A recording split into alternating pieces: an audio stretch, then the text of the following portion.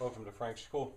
Um, the number was wrong yesterday. That was the 14th day of the fourth year. Today is the 15th day of the fourth year.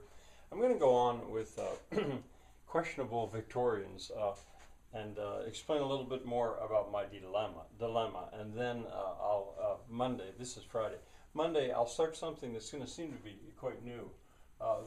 Here's what the number should have been yesterday. I've been watching, as a lot of the world has been watching, I've been watching a documentary about the Roosevelts, done by Ken Burns, Roosevelts. It's not over yet. I watched a little bit of it at a time. And it's good for me in a way, because this again is a period that I know more about it probably than most people do, but not enough. And I'm seeing that world that has lost its beauty. For me, the world that did not produce classics that I love, and that's maybe helping, maybe hurting. I'm not so sure. I'm going to erase stuff just because as I go, because it'll be a little easier for me. One of the things I did want to point out is that I'm not talking about how the history is so distressing. It is World War I, World War II, the Great Depression. And it goes on, the Cold War, the history of the 20th century. After what was called the Pax Britannica, there's a nickname for that, Pax Britannica, I think. I'm not sure if I'm spelling that right. There was a Pax Romana, the peace of the Romans, which lasted for several centuries, where Rome was so dominant it kept the peace. Well, Britain was so dominant for about 100 years. They talk about the Pax Britannica, which then broke down. So I'm not talking about how distressing the events in the world were. What I'm talking about is the classics. I defined at the very beginning of this, in the first year, practically the first day, 1.1.1, I explained that the humanities for me is the study of human expression. And the classics are examples of human expression that we still value. Come on, Kitty, you can't do that. That we still value. And of the classics that are left from this time, that's my problem. The classics, I don't value them like I do the others. So it's the expression that mankind did starting about that time. I'll go through. I want to revisit this a little bit here, but. This is kind of a list of culprits, possible culprits. Oh, and another thing, I kept saying, I watched my video, and I kept saying, I don't know. If you'd counted, I must have said that 20 times in that video. I don't know, and I really don't. And I'll get to the end of the year, or end of the semester, or whatever, and I still may not know. But anyway, I listed these. I had metallurgy spelled wrong. I would add to them, though, some sugar, potatoes, and corn. Maybe that's what turned the balance. Cane sugar. That had such a resounding effect on history, but also on diet and the population. See, the population explosion, maybe that was it, and it was made possible by a better food supply. Potatoes, from the New World, corn from the New World. All those, and you take that together with medicine developed without birth control, and there was a tremendous explosion in population. It could be that, and the density then went into the cities. Maybe that's it. I don't know. There I go again. I don't know. Milling technology. In the milling of corn, they learned to mill it, and that I think might have had to do with the metallurgy involved. They could mill it so that it would keep. So you didn't have to have your local mill. You could ship wheat all the way from the plains of North America, Canada, and the United States, all the way to Europe, and that changed things. And I had said about it at one point the proximity to their animals, not just their pets, but the animals that supported them. Well, maybe the proximity to their plants. That changed. Photography or printing technology. Well, books became so widely available when printing was industrialized. and you know, so you could have lots and lots of books and lots of novels. Words became cheap in a sense, as opposed to poetry. Photography, what do you call it, celluloid, and then later on with it, you know, came movie pictures, which took the 20th century just by storm. The film industry. I remember I was reminded of as a kid. I once was talking to somebody, and I didn't understand why there was art, why there were paintings. Why would you have a painting when you've got photography? I even thought that by the time I was in college, a photograph shows it. Whereas if somebody paints it, they do their best, but it's not, well, I know better now, but weaving and spinning technologies, you know, I'd said fashion. I said, I don't like the fashion as much. Well, I don't. That really close weaving was cotton made that possible, and silk. You know, lots of people could have that now, and this men's, I don't know, and spinning technology. You know, I try not to be too romantic about the old times when everything was done by hand and slow. But there might be something to it. The sewing machine, you know, boy, that changed technology. But here I think of my wife, who prefers to sew with a needle and thread. Actually, an apron.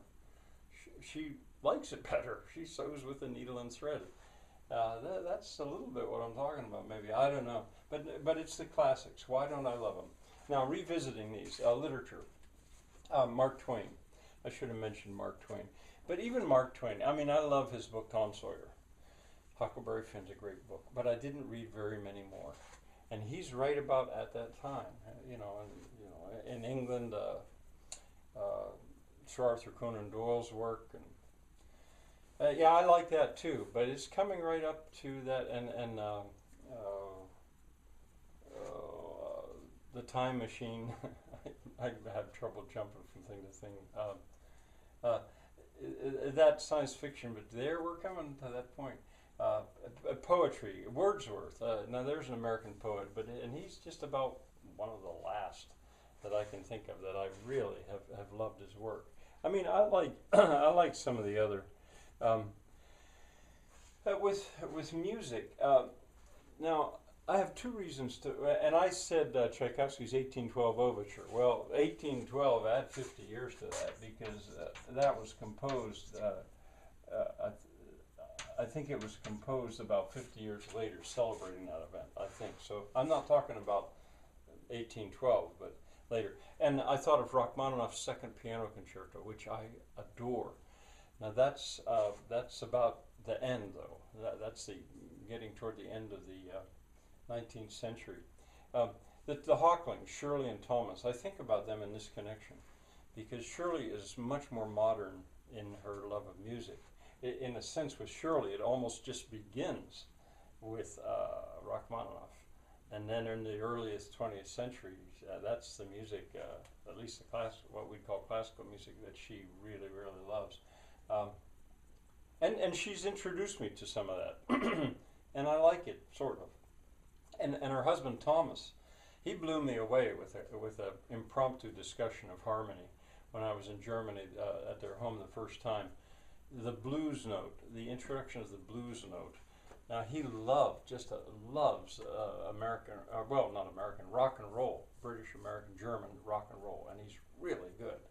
And I love his music. I love his music. So there is that exception too, but I don't understand it. But it's one of the reasons when I said music, when we get to the rock, to the 50s and 60s, well, I begin to like it a little bit. All right, literature, poetry, music. Of course, with music, what happened in America was that the blacks, the slaves, they ended up influencing American music, which up until that point had sort of just been another version of European music.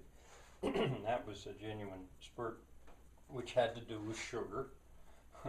You know, the presence of the slaves in the New World was because of sugar. Art, was I going to say something about art? I'm not so sure. Fashion. Fashion, I've begun to suspect that it had to do with the technology available. The dance. Architecture, I did want to say another thing about architecture. the Victorians, there was a kind of architecture called Neo-Gothic, and I like it. I like it. The quote-unquote castle, it's called at the Smithsonian Institute, is Neo-Gothic. The Houses of Parliament, Big Ben, Neo-Gothic. But look at it, it's Neo. It was a throwback to the Gothic. But another thing about Victorian architecture that I actually like is, again, I think of the Smithsonian. The old Arts and Industry building has multicolored bricks. And if you have multicolored bricks, you know, why not lay them in a pattern? What's the harm in that? I like the effect of that. I mean, if you have it anyway and you're laying bricks, it makes your job a little bit more interesting to lay them in a pattern. And you know, I'm going to stick to England pretty much. But it's interesting for me that if I get out of England, if I go to Spain, say, or Portugal, my feeling about art and architecture shifts a little bit. I'm heavily influenced by the English and American. Demographics, I'm not so sure if I have anything to add to that.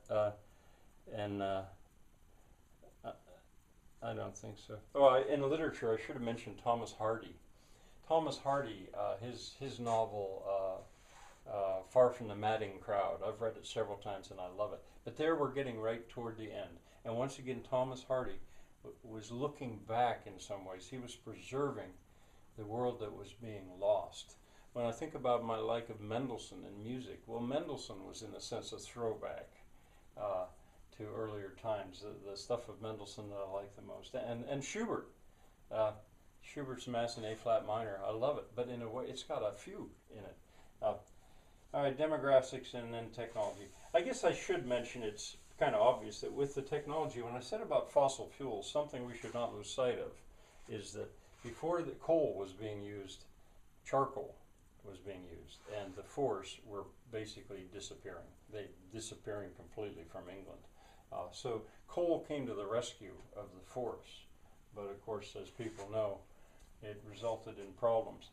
All right, now, I said I'm not going to go at this directly because I think this would very quickly get boring of me saying, I don't know, I don't know. What I'm going to do Monday is I'm going to begin to guide the viewing of Robert McNeill's The Story of English. It's a documentary. It's about 8 hours long. It's online, and The Story of English. It's the language, the English language. And so, in a sense, I'm going to be leaving this stuff, but I'm still going to be concentrating on England. And I'll say more about that Monday. I'll just tell you that that's what's coming. The story of English. Yeah, I've been gone on long enough now. So I'll tell you that that's what's going to happen in the next video. So I hope you've been patient with me as I've continued in this personal pursuit. See you